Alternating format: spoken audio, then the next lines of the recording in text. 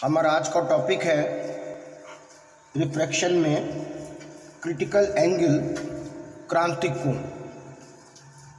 तो आपको सपोज करिए ये कोई रिफ्रैक्टेड अपवर्तक पृष्ठ है, ठीक है। रिफ्रैक्टेड मीन्स अपवर्तक पृष्ठ है। ये सपोज करिए सरफेस है, इस पे ये हमने नॉर्मल ड्रॉ किया। इसको हम मीडियम 1 रेयर लेके चल रहे हैं और ये मीडियम 2 हमारा डेंस है। मतलब इसको हमने विरल लिया है और इसको हमने डेंस यानी सघन लिया है। ये इंसिडेंट लाइट है, आपतित किरण। जैसा कि आप प्रीवियस लेक्चर में जान गए होंगे, when light travelled dense to rare medium then it away from normal. जब प्रकाश की किरण सघन से विरल में जाती है तो अभिलंब से दूर होती है। सब ये आपने पढ़ा है। अब जरा यहाँ पर आप एक चीज़ और देखिए कि अगर ये एंगल I है और ये एंगल R है, अगर ये एंगल I और बड़ा हो जाता, ठीक है, इंक्रीज कर जाता, तो ये और ज़्यादा नॉर्मल से अवे होती, अभिलंब से और दूर जाती ना। तो इसी तरीके से जब इस कंडीशन को समझिए, ये फाइनल फिगर है जो आप बनाएंगे, वो तो मैंने आपको समझाने के लिए बनाया है। अब मान लीजिए ये I की वैल्यू इससे भी ज़्यादा हो गई। I की वैल्यू, सॉरी I यहाँ होगा, I की वैल्यू इससे भी ज़्यादा हो गई तो क्या होगा, ये और बेंड करेगी और अभिलंब से दूर जाएगी, अवे फ्रॉम नॉर्मल। तो सपोज करिए इस एंगल I पर ये बिल्कुल इस तरीके से मीडियम में आ गई। किस तरीके से कि ये जो R था, एंगल R, ये आपका हो गया 90 degree. Then this incident angle is called critical angle. अब ये आपतन कोण क्या कहलाएगा, क्रांतिक कोण। समझ रहे हो? मतलब सिंपल सा फिनोमिना है कि I की वैल्यू और R की वैल्यू को देखिए, रेस कहाँ जा रही हैं, डेंस से रेयर में। तो जाहिर बात है I जैसे जैसे बढ़ता जाएगा, इंक्रीज करेगा, ये जो रिफ्रैक्टेड रे है, अपवर्तित किरण है, ये नॉर्मल से अभिलंब से दूर होती जाएगी। एक समय ऐसा आएगा जब ये दूर होते होते बिल्कुल इसी सरफेस पर आ जाएगी, इसी सतह पे आ जाएगी। उस समय ये R कितना हो जाएगा, 90 डिग्री।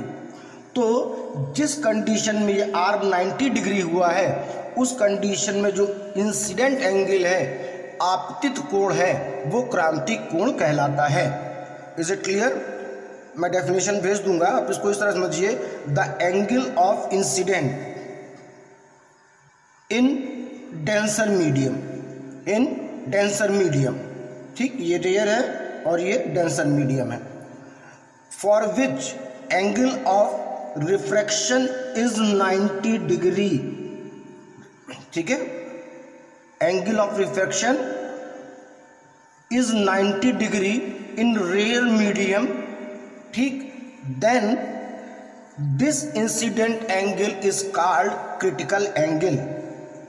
फिर से सुन लीजिए, सघन माध्यम में वह आपतन कोण जिसके लिए विरल माध्यम में अपवर्तन कोण 90 डिग्री होता है, क्रांतिक कोण कहलाता है।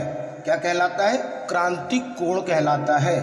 The angle of incident in denser medium for which angle of refraction is 90 degree in rare medium, then incident angle is called critical angle. ठीक है, सघन माध्यम में वह आपतन कोण जिसके लिए विरल माध्यम में अपवर्तन कोण 90 डिग्री 90 डिग्री का होता है तो वह आपतन कोण क्रांतिक कोण कहलाता है। Is it clear? अब एक मैथमेटिकली समझिए, ये मीडियम 1 है और ये मीडियम 2 है। आपने स्नेल का नियम पढ़ा है, n is equal to sine i upon sine r, basic rule. इस रूल को यहाँ पर पुटअप कर रहे हैं तो लाइट कहाँ जा रही है? सेकंड से फर्स्ट में जा रही ना, तो reflective index of one medium with respect to second medium, एक माध्यम का अपवर्तनांक दूसरे माध्यम के अपवर्तनांक क्या हो जाएगा? स्नेल के नियम से sine i upon sine r, तो 2n1, ठीक है। अब देखिए साइन आई का मान यहां पर कितना हो रहा है? सिंपली साइन आई अब हो गया क्रिटिकल एंगल क्रांतिक कोण सी, अभी आपने देखा, ठीक। और आर कितना हो गया इस कंडीशन में? 90 degree. 2n1 is equal to sine C upon 1, क्योंकि साइन 90 डिग्री की वैल्यू कितनी हो जाएगी? 1। साइन 90 डिग्री की वैल्यू क्या मिलेगी? 1। तो हमारे पास क्या आ गया? 2ni is equal to sine C, या अगर हम 1 है ये, अगर हम इसको 1 को आगे लाएं इस तरीके से लिखें, यानी रिवर्स कर दें तो इधर भी उल्टा हो जाएगा 1 अपॉन साइन सी। ये आपका था क्रिटिकल एंगल क्रांतिक कोण। Is it clear? बिल्कुल सिंपल सा फिनोमेना है, आई की वो वैल्यू जिसमें आर 90 डिग्री हो जाए, पर कंडीशन शर्त है कि ये तभी हो पाएगा जब light ray travel denser medium to rare medium. ये तभी संभव है जब प्रकाश की किरण सघन माध्यम से विरल माध्यम में जाए। ये रे डायग्राम बनाओगे और ये डेरिवेशन करोगे, न्यूमेरिकल इसके हम बताएंगे, और डेफिनेशन भी हम भेज देंगे। बहुत से बच्चों के पास बुक नहीं है, हम भेज देंगे। अब इसी बात को बच्चों थोड़ा सा आगे बढ़ाते हैं। किस बात को? क्रांतिक कोण वाले बात को, क्रिटिकल एंगल वाले बात को। अब यहाँ पर आप पढ़ने जा रहे हो टोटल इंटरनल रिफ्लेक्शन। रिफ्लेक्शन हो गया, अब रिफ्रैक्शन नहीं रहा, मतलब पूर्ण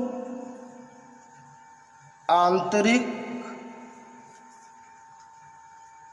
परावर्तन। ये क्या चीज़ है, इसको समझते हैं।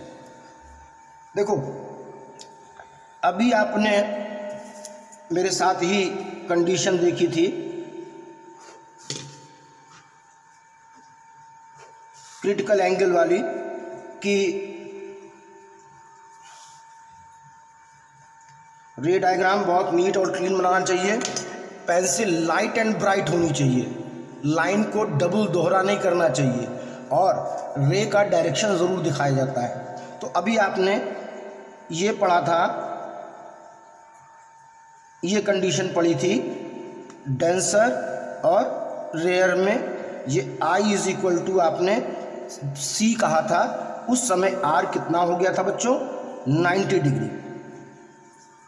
Okay clear? अब आप जरा इस चीज़ को सोचिए कि अगर अब ये आई आपतन कोण इंसिडेंट एंगल सी से भी बड़ा हो जाए तो ये और दूर भागेगी। सी से भी बड़ा हो जाए, सी पर तो यहाँ तक आई, अगर ये सी से भी बड़ा हो जाए ग्रेटर देन सी, तो ये क्या होगी? और दूर हो जाएगी। यानी कि पढ़ रहे थे रिफ्रैक्शन और हो गया रिफ्लेक्शन, पढ़ रहे थे अपवर्तन हो गया परावर्तन। इसको बोलते हैं टोटल इंटरनल रिफ्लेक्शन, पूर्ण आंतरिक परावर्तन। समझ रहे हैं? कब? जब आई की वैल्यू क्रिटिकल एंगल से भी ज़्यादा हो जाए तो लाइट उसी मीडियम में वापस बैक हो जाती है।